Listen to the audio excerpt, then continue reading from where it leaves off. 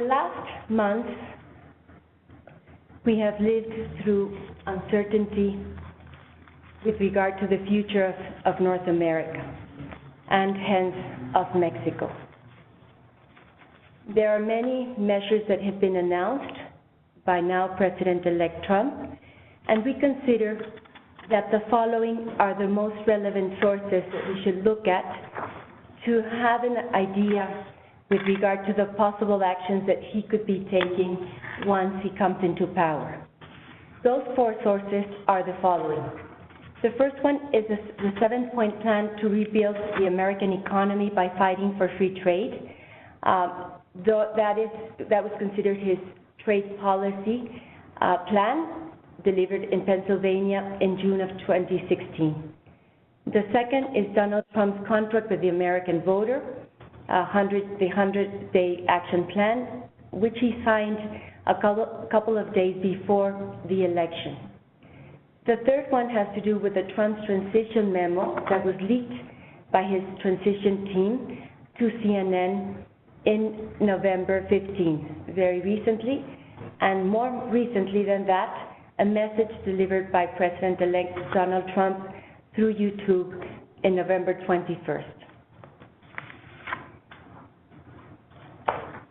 With regard to those possible measures that have been in these sources that I have just mentioned, which are those measures?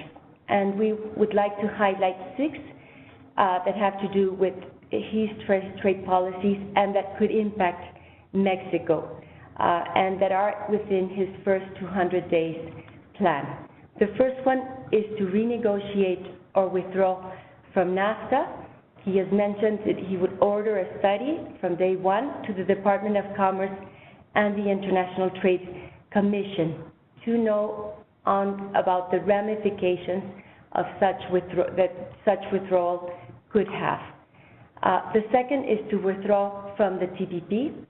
The third is to introduce the End of Shoring Act, which is an act that would impose tariffs on those goods in order to promote those that have invested abroad and that plan to ship and that are their products free of duty to the U.S. would not have that benefit anymore. The fourth would be to identify foreign trade abuses and use every tool under American international law to end them, which, as we will see in a moment, there are many. The fifth would be to remove more than 2 million criminal illegal immigrants from the country, and the sixth, investigate abuses of visa programs. With regard to the President's powers under FTAs and domestic laws, in order to do those measures that I have just mentioned. As to NAFTA, NAFTA contemplates in Article 2205 that the parties have the possibility to withdraw from the agreement within 6 months after a notification. There has been debate in recent months with regard to that power of the President to withdraw, and there seems to be general consensus from the legal perspective that he could do it without congressional action or even congressional consultation. However, there's no precedent, practically. The only precedent that we can recall of the U.S. President withdrawing from an agreement was in 1866. So some lawyers say that perhaps because it's a congressional executive agreement, it could go through Congress. There's 100 years of history in which the Congress has delegated powers to the executive power to liberalize trade, but also to restrict trade. And you can see that there are several domestic laws that give him the power to restrict trade. There are some that have greater limitations, which are the first two that we mentioned there, the Trade Expansion Act of '62, in case of national security purposes, the Trade Act of 1974 for balance of payment reasons, or unjustifiable, unreasonable, or discriminatory practices. And there's other two instruments, the Trading with the Enemy Act and the International Emergency Economic Powers Act, that give him practically unlimited powers to establish tariffs, quotas, or other restrictions.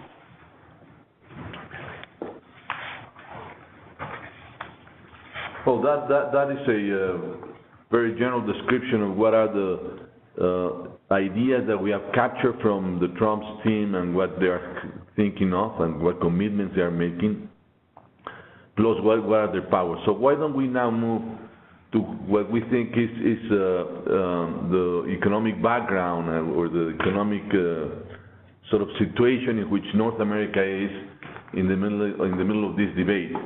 And basically, I think I'd like to make a short presentation on this. This has been discussed thoroughly already, but I think that it's important to understand two or three facts that are already that are the main features of what has happened in North America. Before going into North America itself, if you look at the graph that we are presenting now on the screen, you'll see that in the world trade, literally, not only trade in North America, but in world trade, starting in '94, when NAFTA started, there was an explosion of trade agreements registered under GATT, under then GATT, now WTO, and now we have almost 300 trade agreements similar to NAFTA. The effect of this has been that more than 50% of trade in the world takes place under the rules established by these sort of agreements, similar to NAFTA.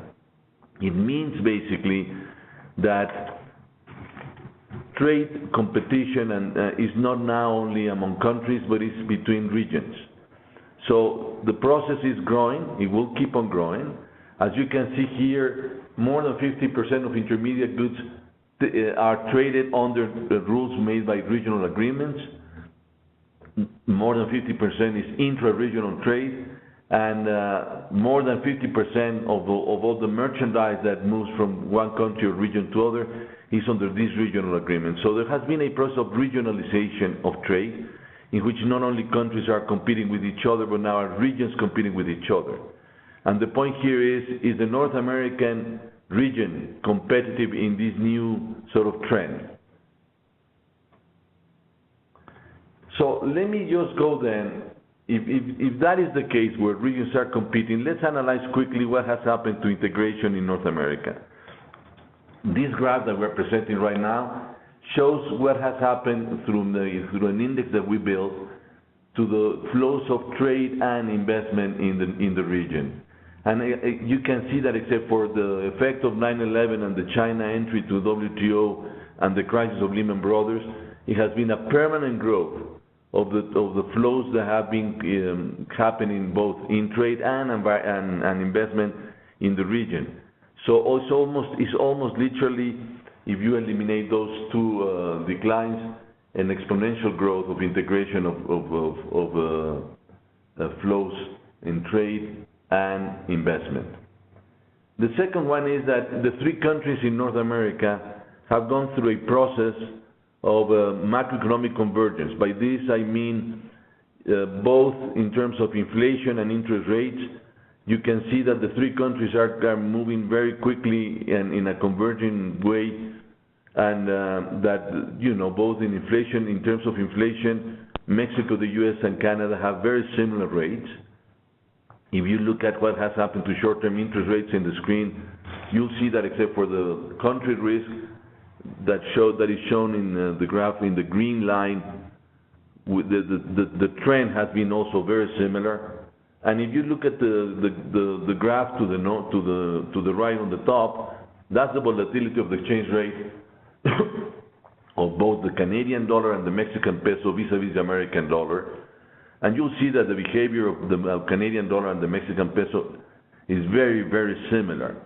So you can also observe not only that the flows of trade and investment have been growing steadily, but also these short-term macroeconomic variables have been converging over time in the region.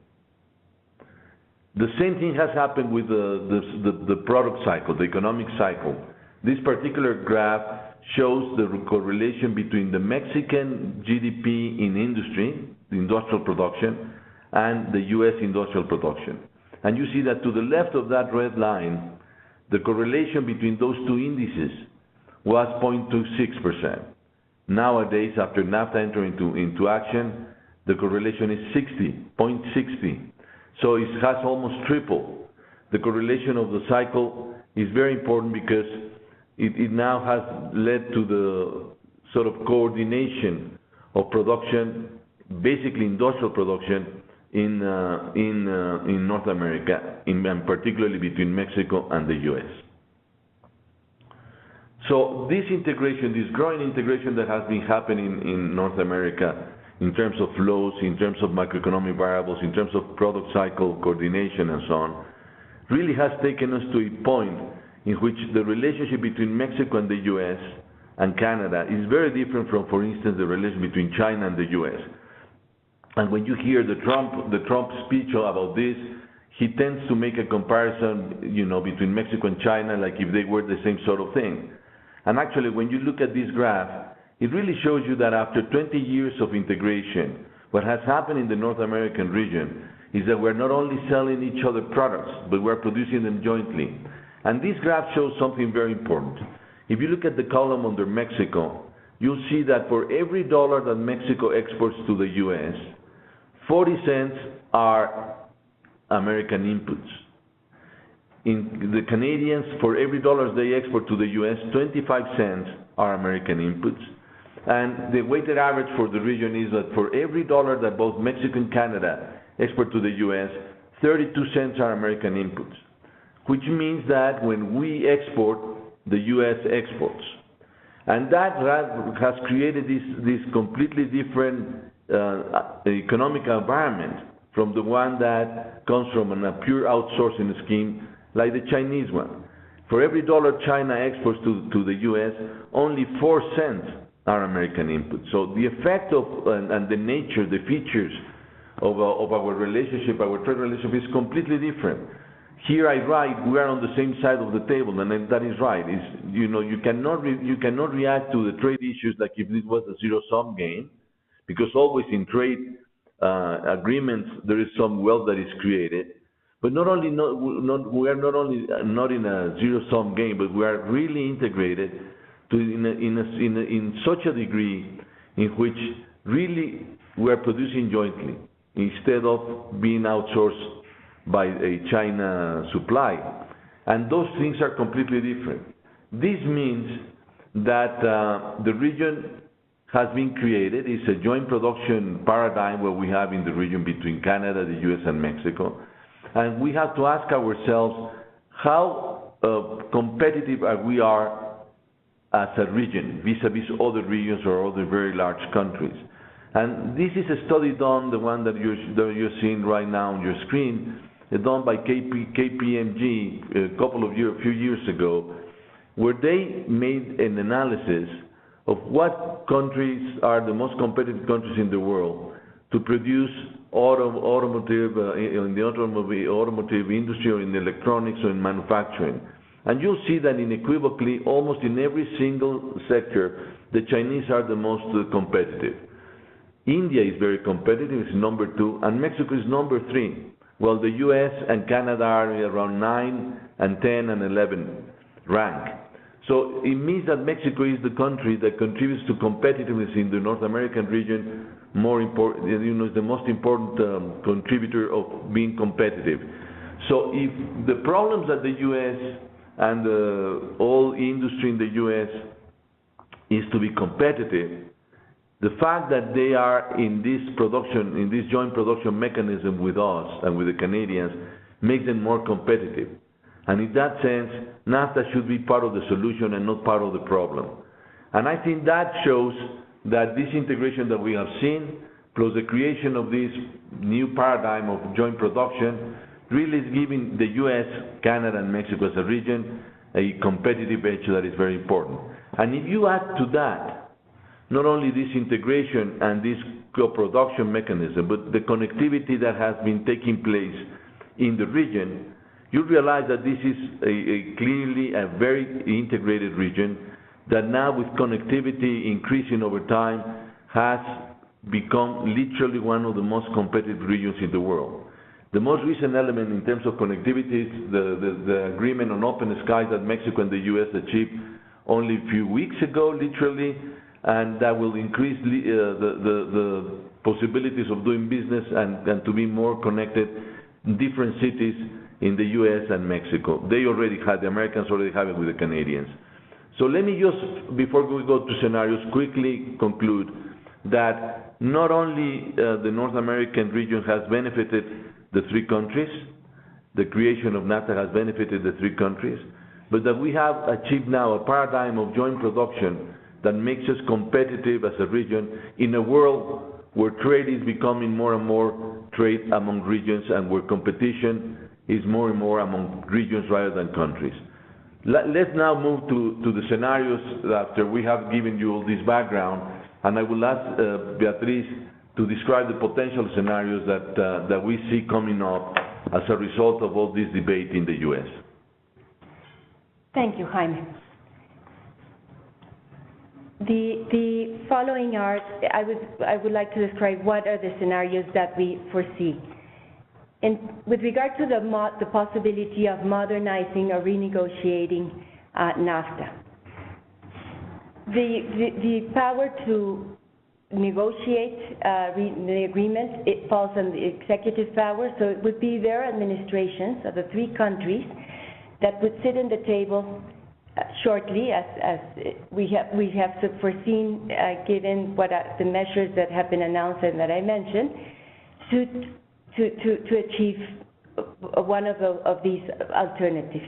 If they disagree, they're not able to reach an agreement within the 200 days that President-elect Trump has given the other two countries to reach an agreement, there are two possibilities there. That the executive powers decide to leave the status quo as it is, NAFTA would remain unchanged, or they could decide, and in this case there's just one country that has announced that intention, which is the U.S., to withdraw from NAFTA. The other possibility is that the three countries are able to agree on that modernization or renegotiation, and in that case, the three countries would have to go to their legislative powers. That's what NAFTA provides in the case of amendments, and there could be two possibilities there. That it goes through their powers and legislative powers, and it is approved, and therefore we would have a modified NAFTA at the end of that process. Or it could occur that they disapprove. One of the legislators disapproves, and then the executive powers would have to decide whether they live with NAFTA as it is or they withdraw from NAFTA. Now, if they decide to withdraw from NAFTA, this could be the possibilities. In the case of Canada and Mexico, the two could remain under NAFTA, although without the U.S. The other possibility is with regard to Canada and the U.S. trade relationship. It could occur that they decide to revise their bilateral agreement from 1989, or it could be that they decide to renegotiate that agreement, and therefore there could be a new bilateral FTA between these two countries. In the case, there could be an extreme case that neither of those two scenarios occurs, and the only thing that would prevail between the two countries would be the WTO rules. In the case of Mexico, we could also see a new bilateral FTA. That has been one of the intentions that President-elect Trump has emphasized of privileging bilateral agreements over regional agreements. If we are not able to have that, then our trade would be ruled under the WTO. Only once we can recall, or in very few occasions, there was a mentioning of the possibility of withdrawing from the WTO, and what we recall is an interview given to NBC, and that occurred a month ago. So those are the scenarios. In the case that they decide to renegotiate the agreement, in which we have mentioned, Jaime and I, in several occasions, that would not be a good scenario, because it would imply modifying the core agreement with its risks. Jaime has mentioned several occasions that it would be like opening up a Pandora box. What we would foresee could happen, and what would be the potential modifications, the disciplines that could be changed? Let me mention that there's very little clarity as to what this new administration would like, which things they would like to change, but we foresee that these are the elements that would be perhaps modified. In the case of trade in goods, the reestablishment of tariffs between our trade, in which in this case it's totally free, and let me mention that in the case of agricultural products, U.S. is the most privileged country of all the trading partners of Mexico, because it has 100% access to our country without any duty. That's not the case in other free trade agreements that Mexico has negotiated. We could also foresee perhaps the establishment of import and export restrictions, which at this moment are prohibited under NAFTA. The reestablishment of customs users fees that Mexico has not established that exemption in all of its free trade agreements. The change in rules of origin to become stricter than they are today. In the case of investment and services, although usually investment and services access and treatment are also offered to other countries, because they're foreseen in our laws. The most important change is that if we do not have, if it's modified, is that Mexico in the agreement, and the three countries in the agreement, establish that in case of liberalization or future liberalization, Mexico or Canada or the U.S. cannot go back in that liberalization, which is a very important thing for investors and services providers.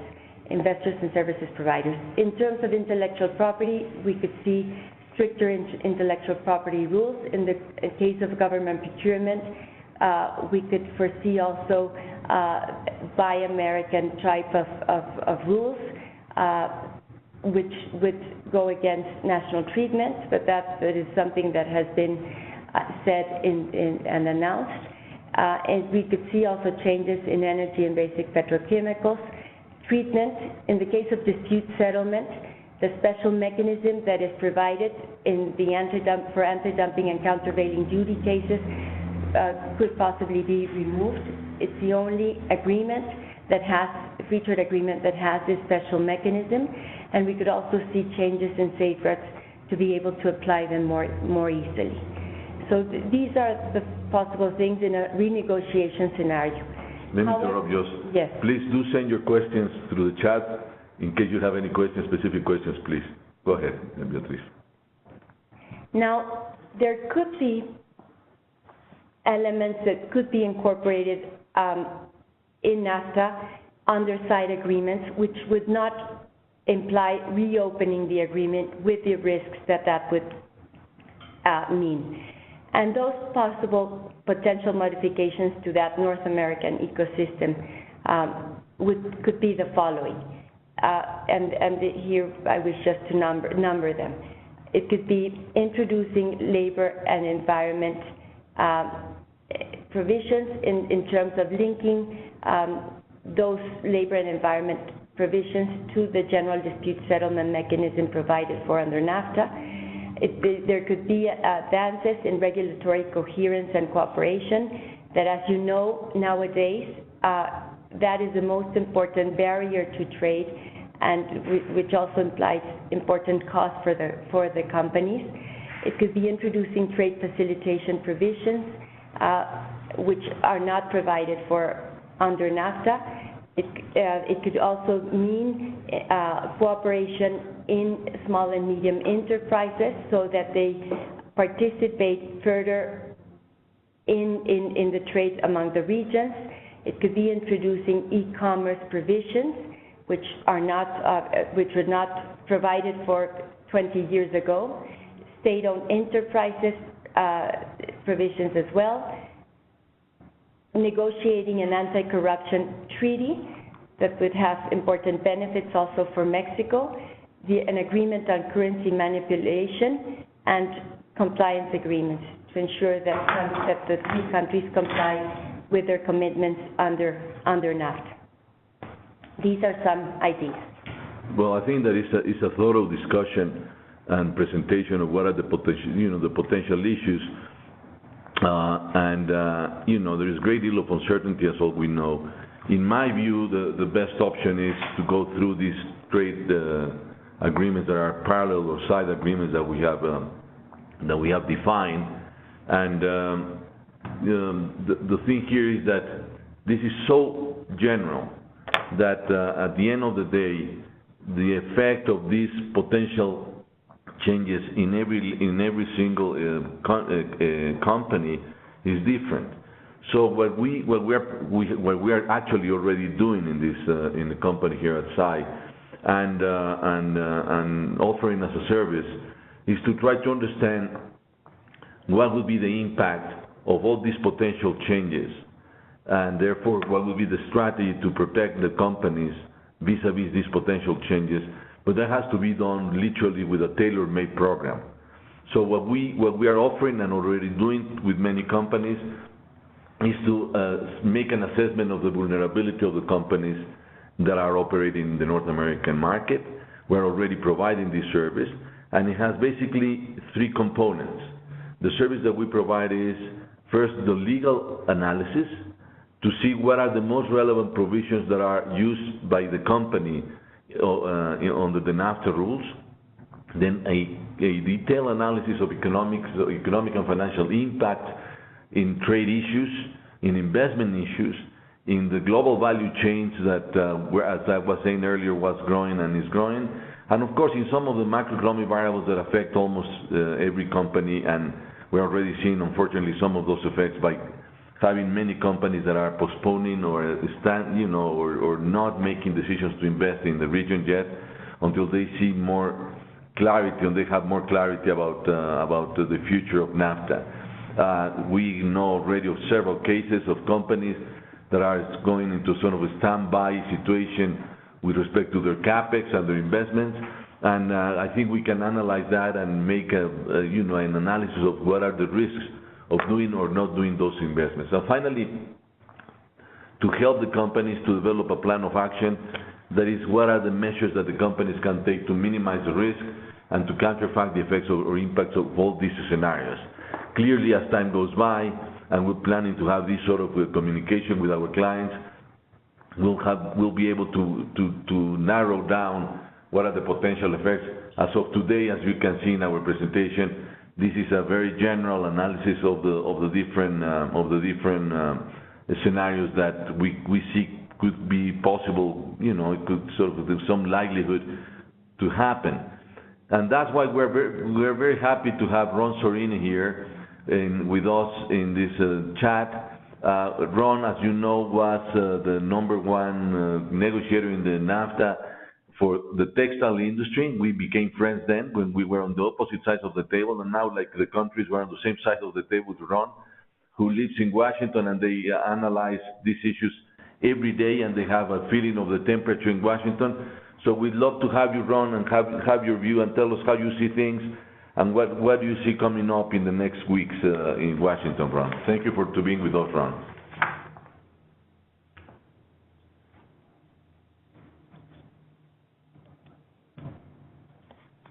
We were adjusting. Here we go. Ron?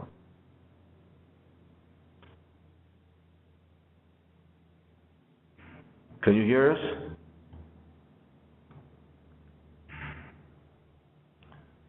We're waiting for him to commit to establish contact with us.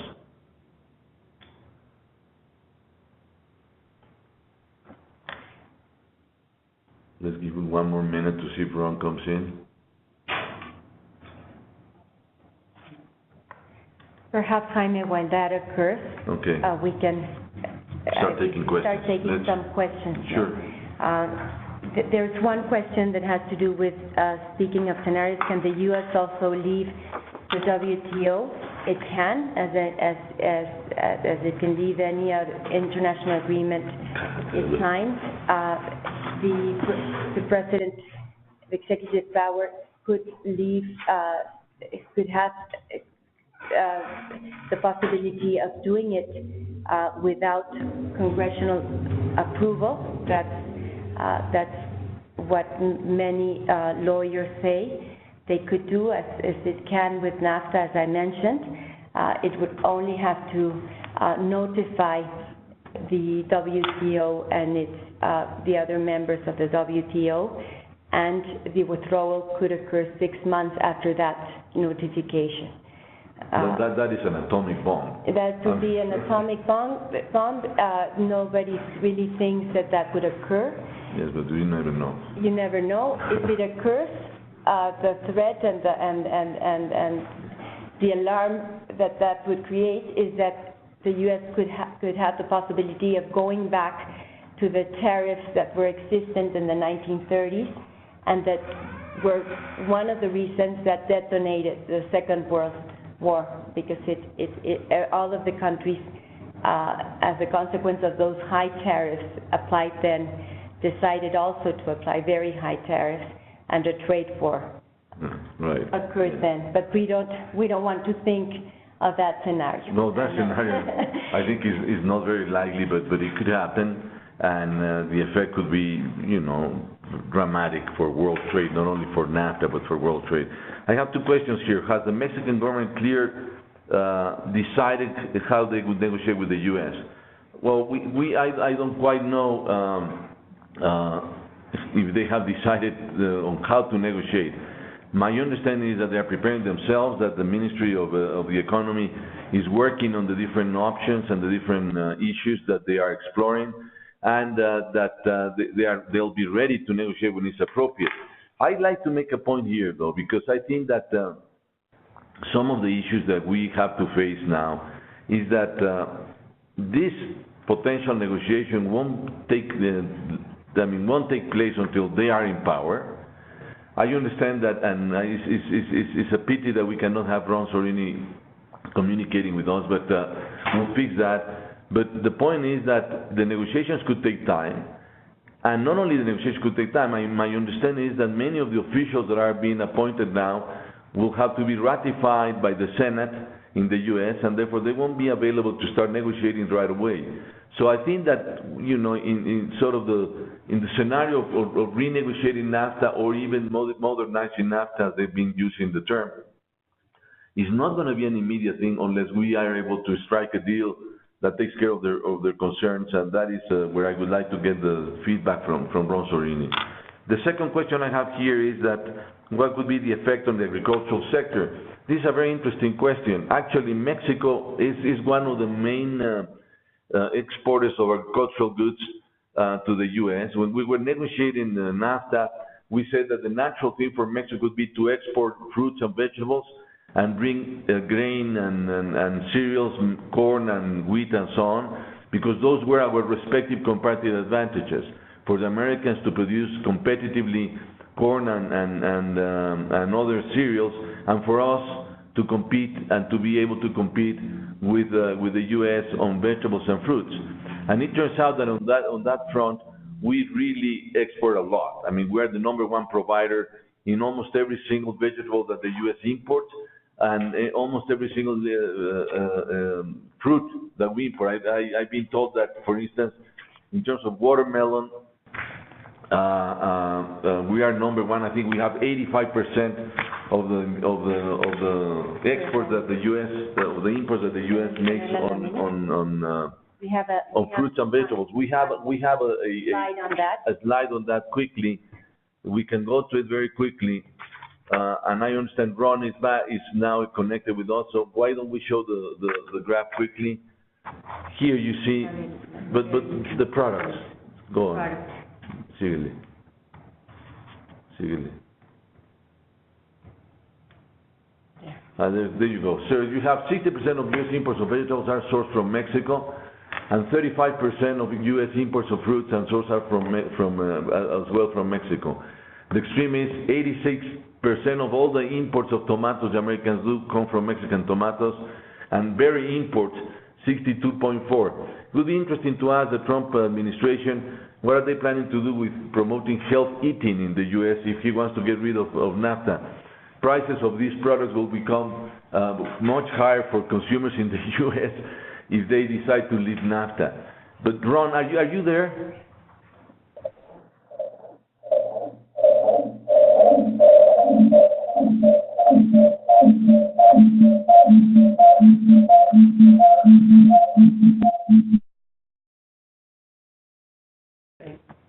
Hello, Ron, can you hear us?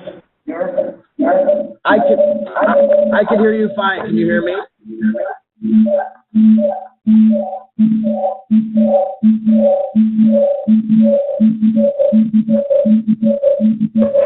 There is a funny echo there. Let's see now.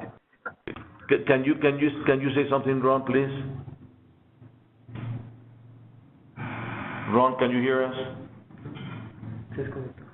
I'm sorry, he's disconnected. Well, let me. This was bound to happen because the complication of having Ron in his home it was bound to happen. I'm very sorry, but let me just make an issue here about agriculture, because I think that it's a very good question, and it brings us to the fact that we need to understand what are the main concerns in the Trump administration about free trade and the free trade with Mexico. But clearly, they don't look at it as an integrated region yet. Clearly, they have not explored the advantages that American consumers have from this agreement. And I think it will be very interesting to use all of these arguments to show the transition team in the Trump offices that the American consumer could suffer from this. Some numbers have been made, and I think that there is evidence that the effect on American consumers could be very large. And I'm not sure they're fully aware of this. But these numbers on agriculture are clearly very obvious that could hurt the American consumer. The other question is that I'm being asked here is if could have an effect on the maquilas, on the maquila activity. The maquila as a regime disappeared on year 7 of NAFTA. So the duty drawback that we implemented back then in the previous decades on maquila is not in place anymore. So one possibility would be that if the Americans do drop out or withdraw from NAFTA, we could explore other mechanisms to make our industry and industrial activity and exports competitive. But this is way too early to understand how this will come up. To tell you the truth, my view is that the maquila is not a very good scheme for Mexico. I think created a problem of a very low input content, national input content, domestic input content in our exports, and it would be the perfect, solution to this problem. But this is something that we need to look into in the weeks and months to come as we see how things shape up. The important here is that the different companies have to pay lots of attention to the details. And I think here the thing is the devil is in the details in those sort of agreements, and the impact of the agreement and the potential changes on the agreement on the specific companies. Have we gotten results from communication with Ron? Well, this is too bad. Probably you can send us something on a written form, Ron, because we cannot hear you here. I don't know if the rest of the participants can hear you. So there are some other questions. Yes, there are other questions, Jaime. There's a question that has to do with Pablo Pascual. Says, taking into account the different scenarios mapped in NAFTA Future, what is the timing we should expect to have this new status? And with regard to that, I did not mention it when I mentioned the scenarios. that Donald Trump has said that on day one he would request either the renegotiation of NAFTA, but he did not, and he gave 200 days for the parties to reach that agreement.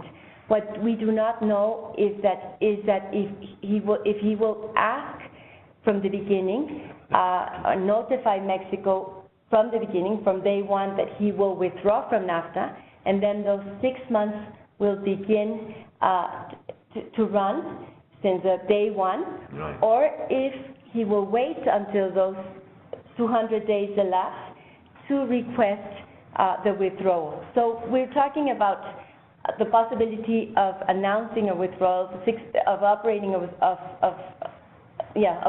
the withdrawal from 6 months to 1 year. However, the withdrawal it is not totally automatic. We will see. Some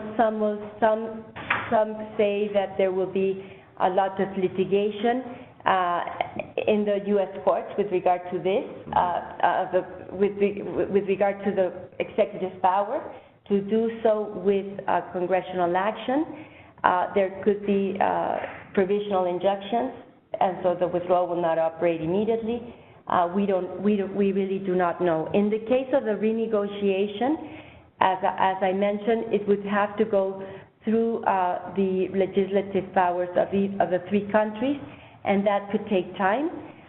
There's some that we have lawyers that we have consulted, that U.S. lawyers that say that it could be through the fast track procedure because of the current trade promotion authority that the executive power has.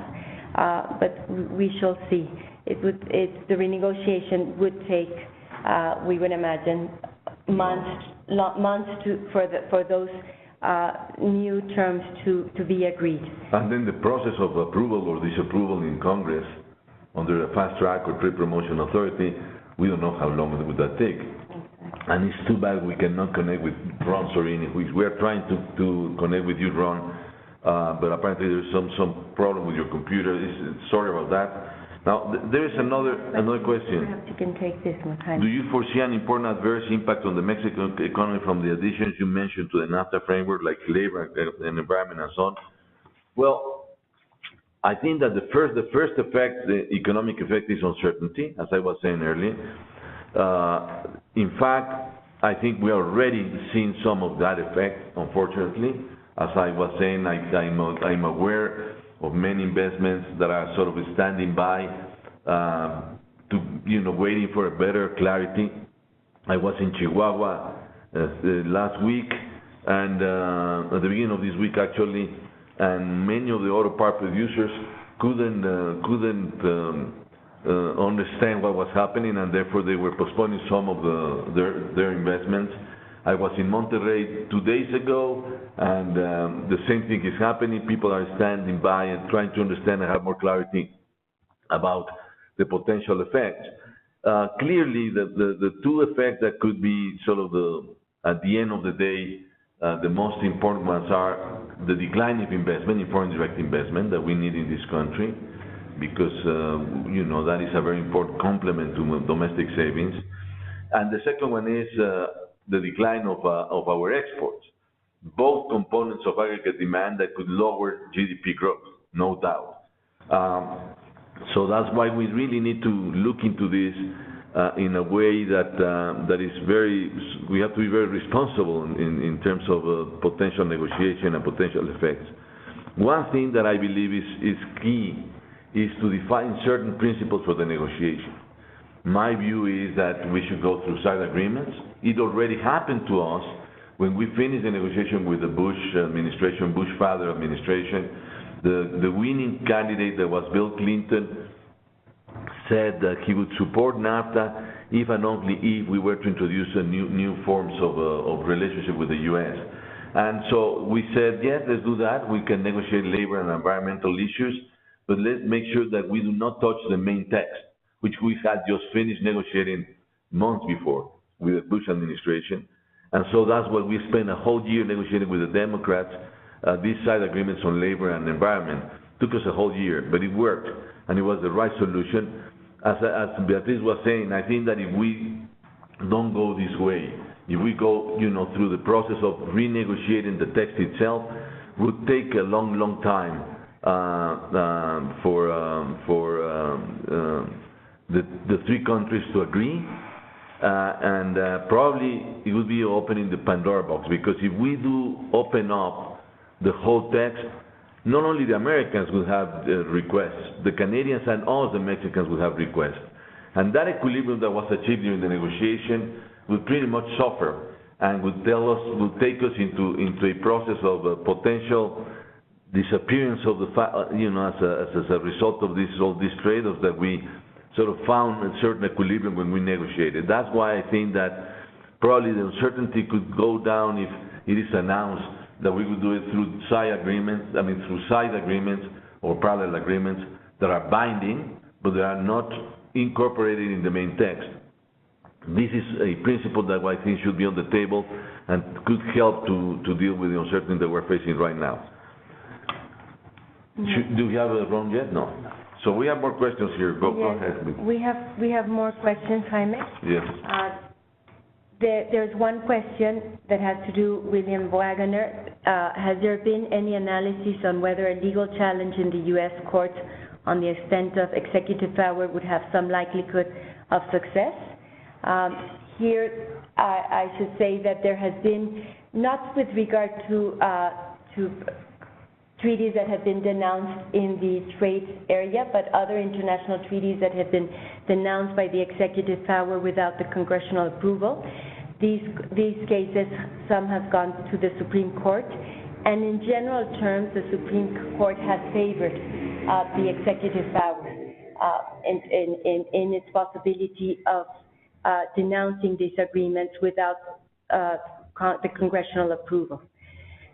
There are a couple of questions, Jaime, that have to do, Miguel Angel Liman, he says, how could the interested parties on both sides of the border best join forces to present the case on the North American integration to the main decision takers?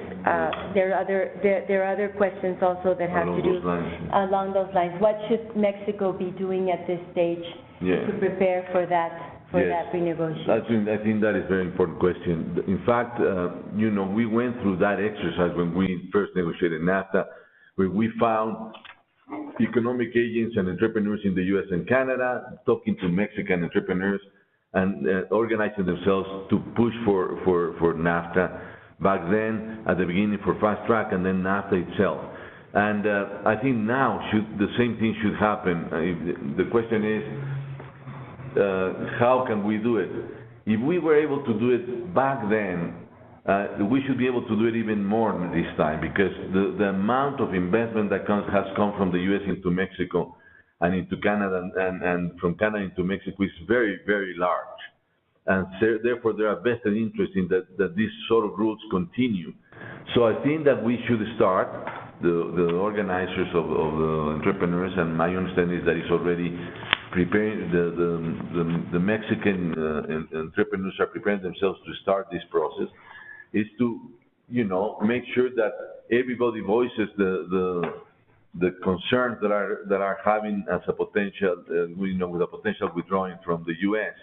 And that would be the most effective way of doing it. And we have plenty of people that are interested in these things not changing. Not only entrepreneurs, by the way, and it's too bad again that Ron is not joining us on voice, but governors in the U.S. are very concerned, because many of the states in the U.S. very much depend on trade with Mexico in many fronts. So I think there are natural allies for us that want to continue with NAFTA and to continue with integration in North America, and we have to make sure that we reach to them, and we ask them to be more active in the sort of lobbying and consultation processes that are going to be taking place over time. My view is that that should be happening already, because my main concern is that probably the transition team, is not clear yet about what they want to, what parts of NAFTA they want to change. And the more information we provide and the more explanations of the rationality of the NAFTA we provide to all of those people and to the team, I think the outcome could be better.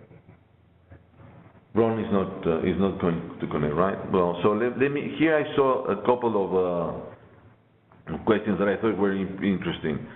Somebody from ITAM is asking that it would be better to withdraw from NAFTA than to have the uncertainty we have right now. And it's an interesting question. I think for the short term, what is affecting economic policy in Mexico and economic variables in Mexico is the uncertainty that I was describing a few minutes ago. Now, in order to terminate without uncertainty, we cannot go and choose for the worst case scenario, which I understand is the question asked by Paulina Guadarrama. Is asking if we agree with this concept. I don't agree with this concept. I think that indeed we should do all we can to lower uncertainty, but the worst thing we could do long term is to promote or to accept the withdrawal in order to finish with the uncertainty is not quite the sort of outcome we are looking for. So I think that we need to use more and more rational arguments, particularly in Washington, to have all this mobilization of economic agents in the U.S., and that would, in my opinion, would be a real force, economic force, to let the team, the transition team, and the trade people, both in the USTR and the Commerce Department, understanding the consequences. One encouraging point is that Trump himself has already said that they are going to be looking for the opinion of the ITC, for the study of the ITC, and I think that would be very, very useful. Let me just add one more thing about this, because my perception is that the ability to communicate with policymakers is very relevant. In this sort of uncertainty that we have right now, where the team has not been announced, few numbers have been dropped. Apparently, the Secretary of the Commerce has been announced by it will be Mr. Ross, but in the USTR it's not clear yet. They have been talking about Daniel Danico, former steel producer on the Nucor. It would be very important for us to understand who are the potential counterparts, to start talking to them and trying to understand each other. My sense here is that we have very strong economic forces going in the direction of more integration, connectivity, and so on, more competitiveness, and then political forces that are going against. And when you face a scenario of this nature, things get very, very complicated. But what we can do is to make sure that people understand what the real economic forces are in the direction of keeping this integration, deepening the integration. I have a question here. What would be things that Mexico would push for? Well, I think, for instance, a side agreement on corruption, anti-corruption side agreement, would be extremely useful for the whole region, would make the level playing field clearly equal in the three countries. After the reforms we have done here with the anti-corruption system in Mexico, we have already compared the rules, anti-corruption rules in the U.S. with the ones in Canada, and ours are pretty much up there on the standards. So having an agreement on anti-corruption would benefit the three countries and would benefit the entrepreneurs that are making business in Mexico and in the other two countries. I would like to add, to complement your response with regard to, because there's a specific question from Rafael Fernandez de Castro, which says, what would be the three priorities for Mexico in terms of the modernization? Right. You have mentioned anti-corruption, which is aligned from what President-elect Trump has been saying. But I would add, if we would have to choose what would be those priorities in the negotiation, I would say that regulatory coherence, which is fundamental. Nowadays, tariffs have been eliminated.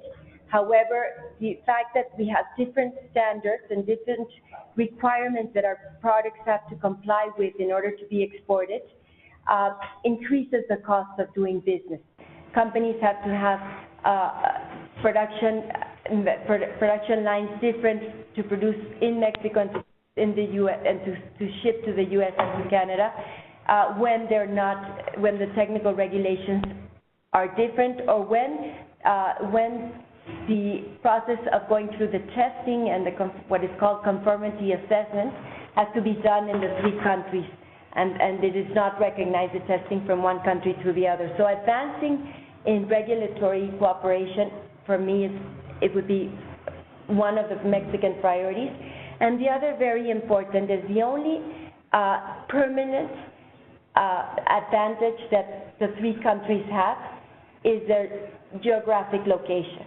And the fact that you are able to eliminate all of those barriers that exist right now in terms of in the borders, because the security agenda has prevailed over the economic agenda, and so putting borders that are updated to the 21st century, that increase the infrastructure, that have trade facilitation and cooperation, instead of obviously that wall, would be extremely important for Mexico. And the other, and it's also related to that, is the services in transportation. You mentioned the agreement on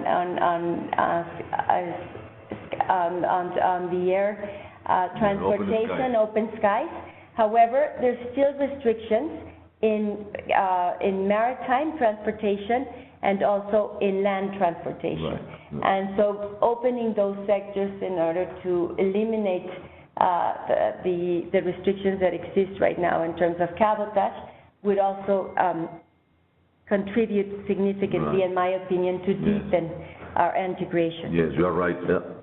There's other question here by Eugenio Clarion that says, what can the entrepreneurs do in Mexico and the U.S. to make sure that this agreement stays in place, and that because it has been very beneficial for the region. I was saying, Eugenio, and I repeat it, I think that the entrepreneurs in this country, which have very close ties, closer and closer to the U.S. and Canada, should really organize themselves to communicate to the authorities and to the U.S. Congress how relevant it is, this instrument, for the well-being of the region. And not only that, it turns out that a very important component of this potential organization is that when you look at the number of 500, the Fortune 500 firms, a very large percentage of those firms are already invested in Mexico. So if we were able to do this in 1993, 92, before when we were in the middle of the negotiation of NAFTA, with a number of firms that were interested in Mexico, American firms interested in Mexico, if we were able to do it back then, we should be able to do it now, because there's more investment, more vested interest, and I think we should start mobilizing that very quickly. As for what type of negotiation, as Beatriz was saying, I think that if we are able to preserve the core of the agreement, which is inspired by free trade, and accommodate some of the concerns that the new team has through side agreements, is the best outcome for us. I don't know if that is possible or not, but I think that has been done. We're not inventing anything. Has been done successfully. And two is, I think, the best option for the region to continue being together and integrated.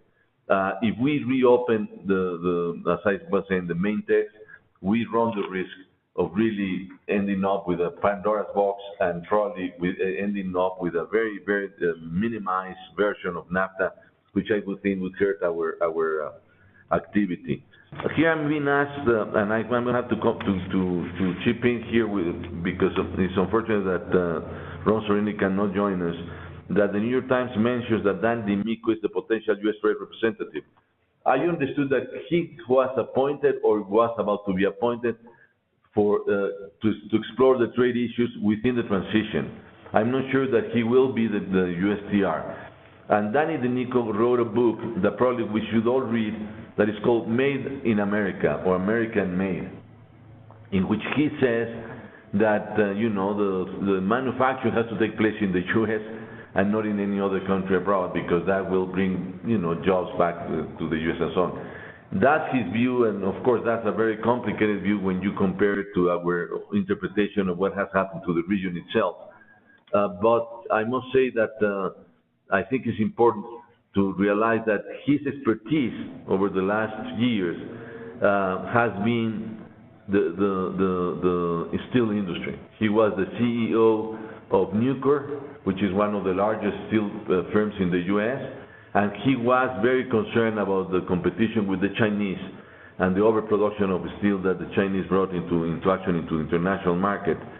I'm not sure he's very familiar with NAFTA. I must say I don't know if he understands all these rules and this ecosystem that NAFTA has created and what the rules are. But I think we have to make an effort to distinguish between the issues that the Chinese for the U.S. trade with China are from the ones that we have with the U.S. As I was saying earlier, a very different relationship, very much one of joint production. I was saying in the case of NAFTA versus like pure outsourcing in China. And if we are not able to communicate those differences, things are going to get more complicated. And I think time is of the essence here to make sure that we do communicate enough with our counterparts, and that the entrepreneurs should be able to help us in that process in the next weeks. In the U.S. and with the transition team. Well, I would like Go ahead. to take. I have so many questions here. Some questions. I would like to take Mario Sanchez's question, which says, what are the benefits and possible losses for U.S. oil and gas companies which have or have gotten contracts awarded in the case of NAFTA? With, say, withdrawal, the scenarios that we have spoken. Yes. And I would say that the most important, in my view, is that under the present circumstances and under NAFTA, Mexico has, through the structural reforms, decided to liberalize the energy sector. And with that liberalization, the provisions, the treatment provided to investors under NAFTA apply to the energy sector. If no agreement exists, and what would be the situation for those investors? Mm-hmm. They would not have the protection of treatment that the investor chapter provides for them in terms of national treatment, and Chapter 11 of most favored nation treatment, of the possibility of transferring their assets, and most importantly also provisions with regard to expropriation and the possibility of also to record to the investor state a mechanism that is contemplated under NAFTA. So those would be privileges and protections that the investors would no longer have. Additionally, for example, in government procurement, Mexico could also decide not to grant national treatment to U.S. participants. I don't see it possible happening, but it could occur. It would have the right to do it if NAFTA is no longer in place. It could establish performance requirements, national content, also increase the national content that is provided for in the reform. There's another related question with the sector from Guillermo Carmona, which says, what are your views regarding the possibility of U.S. limiting the natural gas exports to Mexico? If NAFTA is in place, it could not restrict exports, because exports, as I said, I think earlier, export restrictions are prohibited under NAFTA. The energy issue is very interesting because, as you know, during the negotiations of NAFTA, Mexico left the energy issue outside of the negotiation.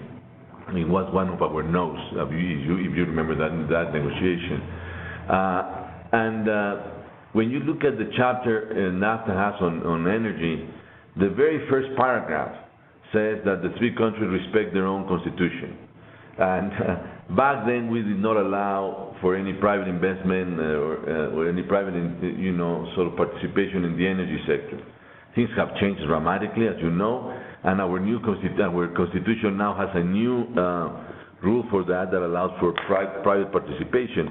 So it becomes automatically part of NAFTA because it's part of our constitution, and that's the sort of the number one concept in that chapter.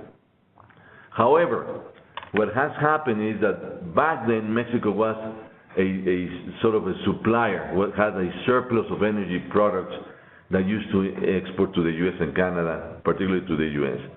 But now things have changed. With the crisis we have had in the energy sector, now we are net importers of energy. And that's why this question by Guillermo Carmona is very relevant.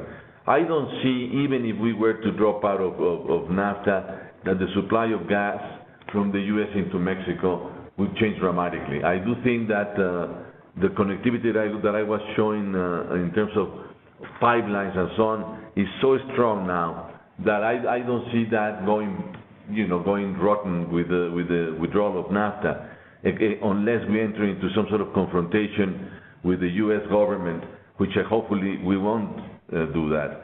But so energy is becoming, and I didn't say that in my presentation, but the price of gas, of natural gas in North America is several times lower than the price of gas in Asia and in Europe.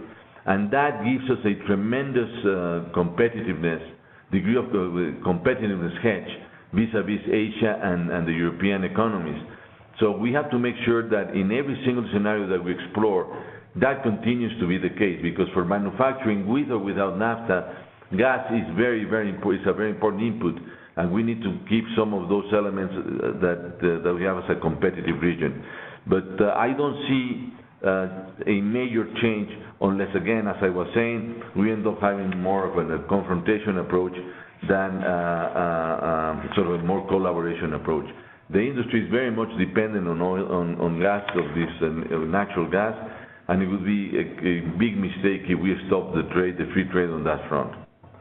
It says, Alejandro Luna is asking me, Jaime, considering you were involved in the initial negotiation and fully understand this matter, will you be involved if and when the negotiation takes place?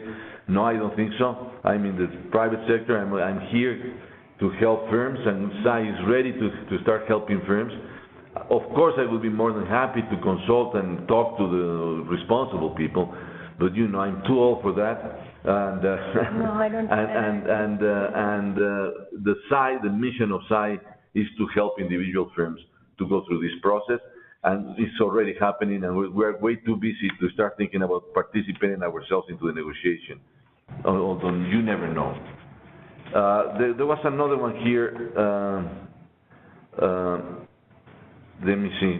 Perhaps, Jaime.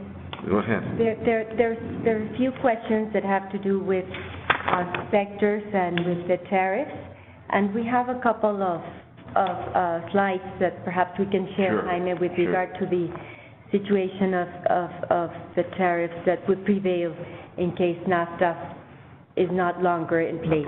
And I would say, if you go to the general one first, the first one, and with regard to the weighted average of tariffs of most favored nation, here it is important to highlight that the tariffs that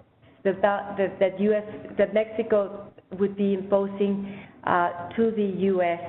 products in agriculture products, the average would be 38.4%, and then for non-agriculture products, 7.7%, which are much higher than the other ones, no? Yeah. But if we look at the specific products, and if the following slide.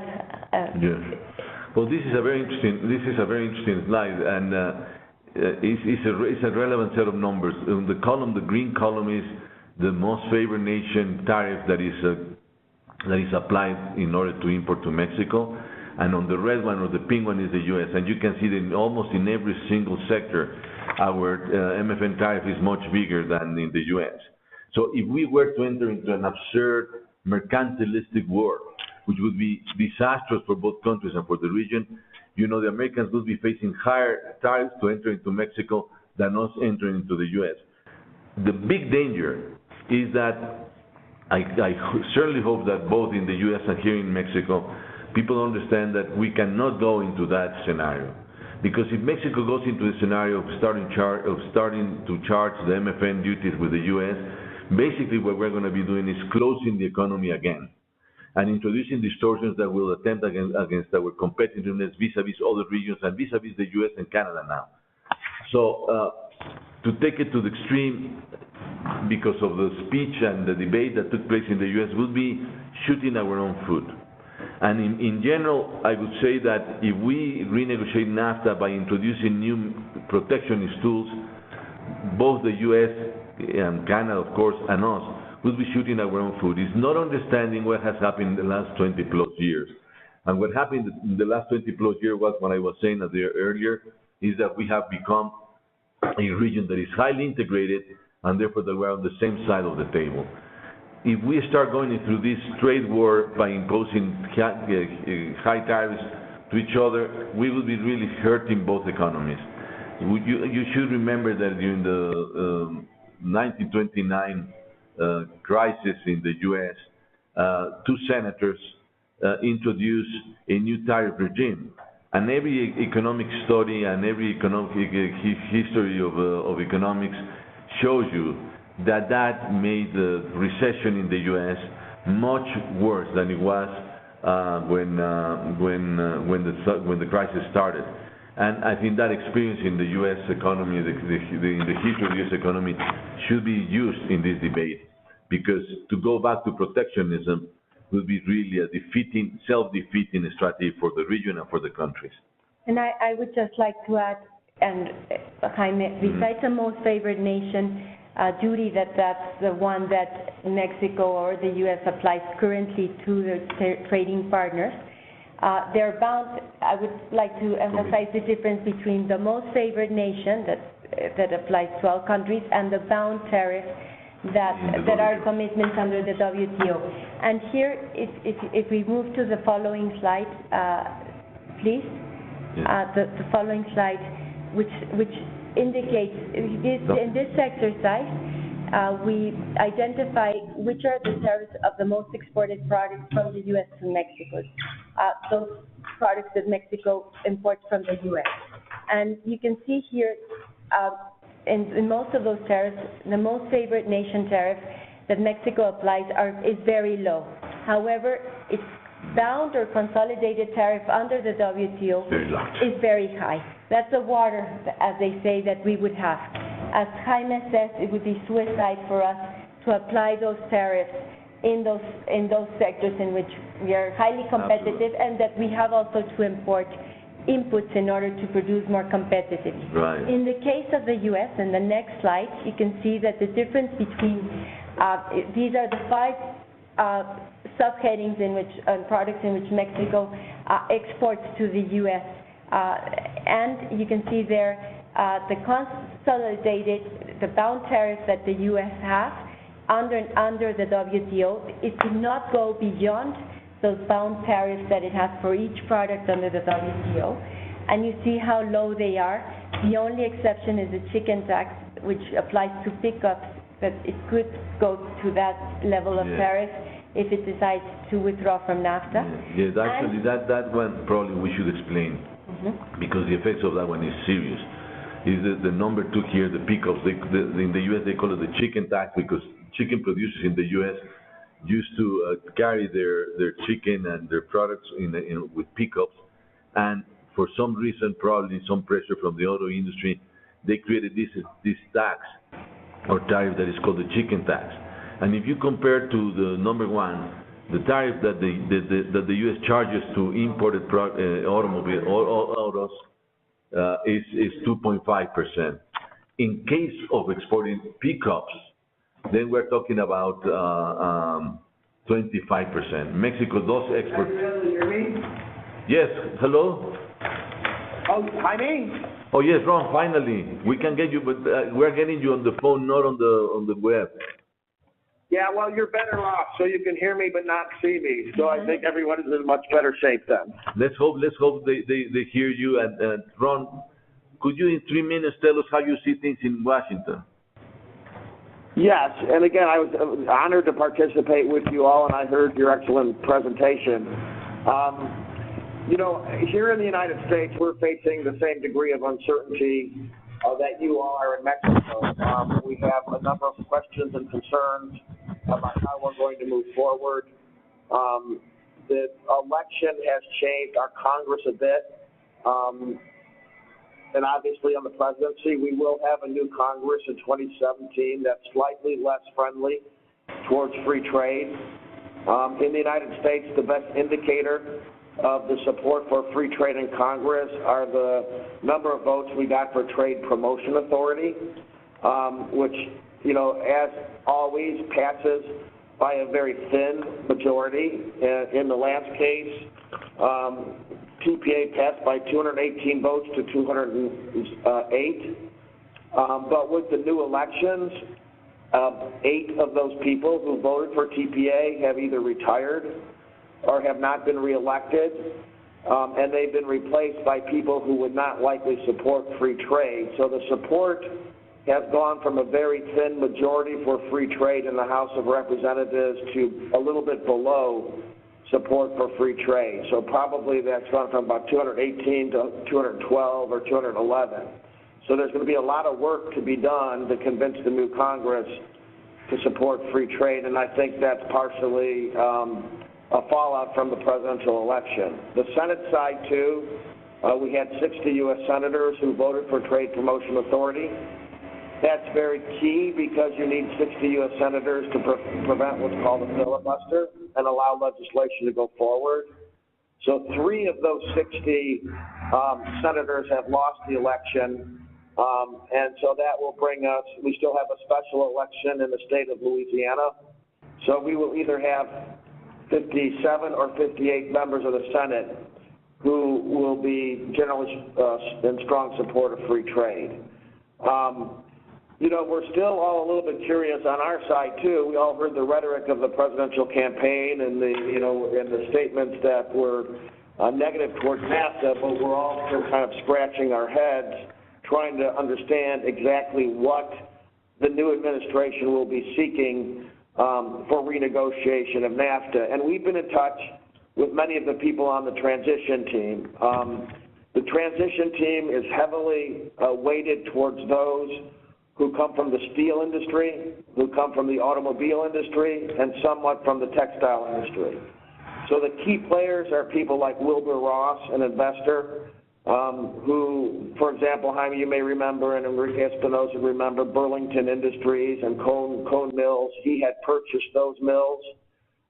He has since sold them, but he was very engaged in textiles, as I said, as well as autos and steel. Carl Icahn also is an advisor to the president-elect, and again, heavily focused on steel and autos. Dan D'Amico, who is rumored potentially to be the new U.S. trade representative, is heading up the transition team, along with a former colleague of mine from the Reagan administration, Bob Lighthizer.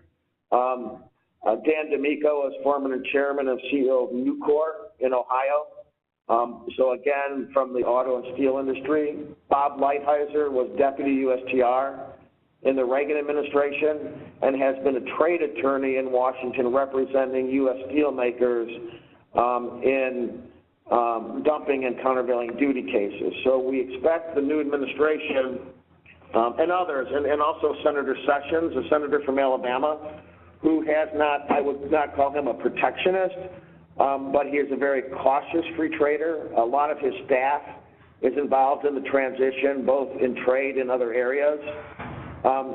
So we expect, as you do, an effort to renegotiate NAFTA. And the one thing we do hear quite consistently by even free traders in the U.S. Congress, people like Kevin Brady, the chairman of the Ways and Means Committee, is they would like to put on the table the VAT system in Mexico.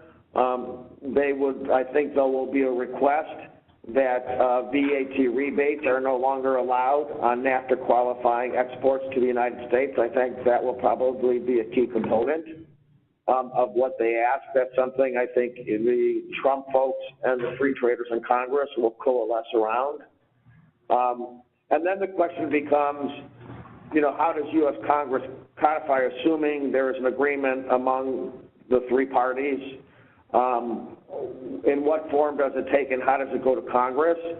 If there simply changes to, let's say, tariff rates or in specific provisions, it would go to Congress by regular order, not under TPA. And there are some problems that could develop by having legislation go by regular order, because then it can be filibustered and it can be amended.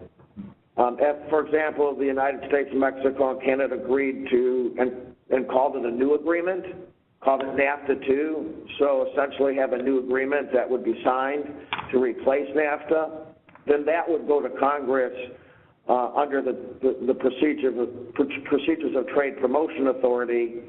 And from at least a U.S. political perspective, we're thinking that's probably what the Trump people would prefer, because they can say they have a new replacement agreement, and there would be a more streamlined process in our Congress to enact any of those changes.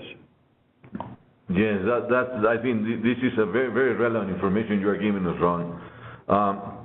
Your view about timing, how do you see the timing?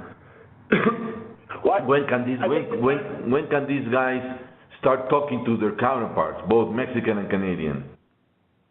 Officially, I think that can happen fairly quickly after Inauguration Day. As you know, Inauguration Day is January 20th. We do expect that there will be nominations made fairly quickly for the Commerce Secretary and the U.S. Trade Representative. I think in this administration, more like the Reagan administration, the Commerce Secretary will be a fairly influential player in trade negotiations.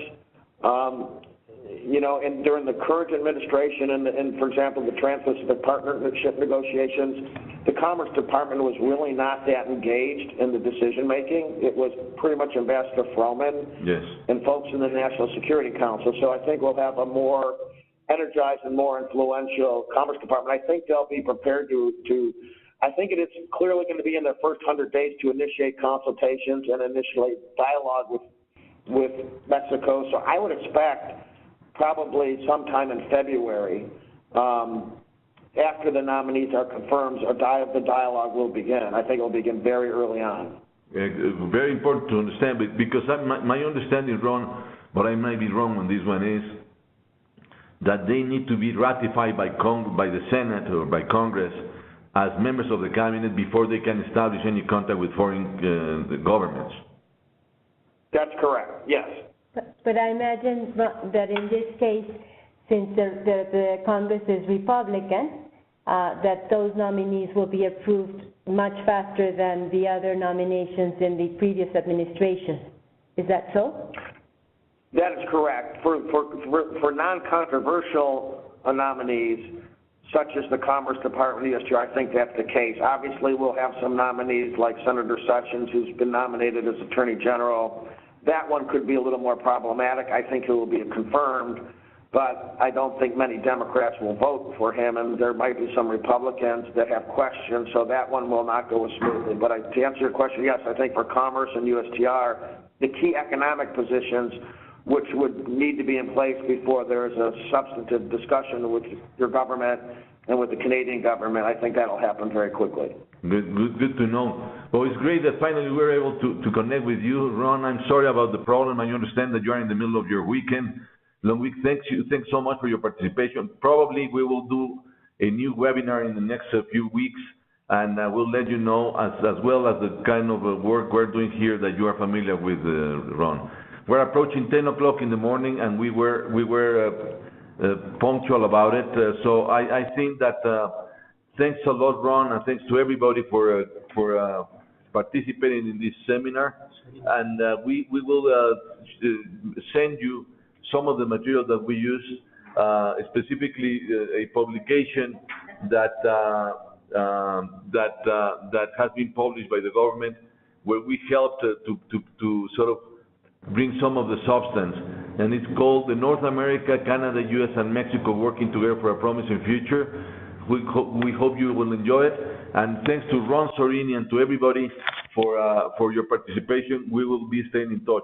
And for all of those that are concerned about the specifics of the company, please do get in touch with us and we'll help you. We'll be very glad to help you to define your actions and your potential strategic decisions for the near future and for the medium-term future, depending on what happens to the North American region.